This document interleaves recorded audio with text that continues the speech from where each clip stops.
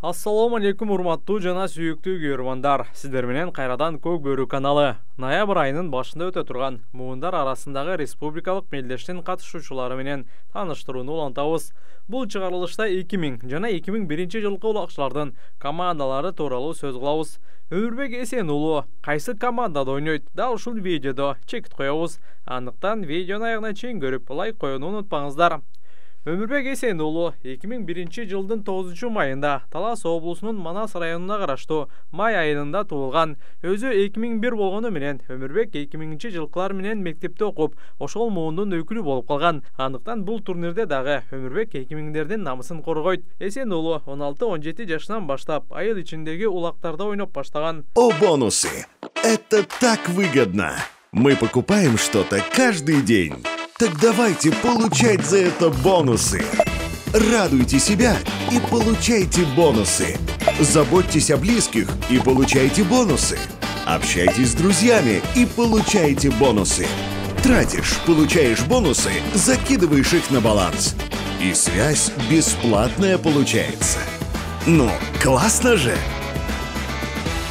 17 жашынан баштап лигадагы оюндарга катышкан. 2019 жылы президенттин кубогуна арналган турнирде 1-лигадагы Алкан Ата командасынын курамында ойногон. 2020 жылдан бери жогорку лигадагы Ынтымак командасынын курамында ойноп келет. 2022 жана 2024 жылдары дүйнөлүк көчмөндөр оюндарына жер улак боюнча катышып, 2 жолу 2-нчи орунду ээлеген. Экинчи мыкты улакчы Достуктун оюнчусу Эмирлан Жеңишбеков. Эмирлан мырза 2000 жылдын 14 майында Аламудин районуна караштуу Кызыл Бирлик айылында туулган. Карьерасын 2018 жылы Көкжалда баштап, 2019 жылы Сарыөзөн Расветте ойногон.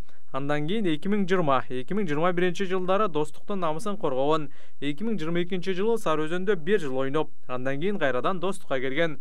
Коргонууда мыкты ойногон Эмирлан облустар аралык чемпионат менен 9 май турнирин 2 жолудан уткан. Ошондой эле 2 жолу көчмөндөр оюндарына барып, жер улак боюнча улуттук кураманын мүчөсү болгон.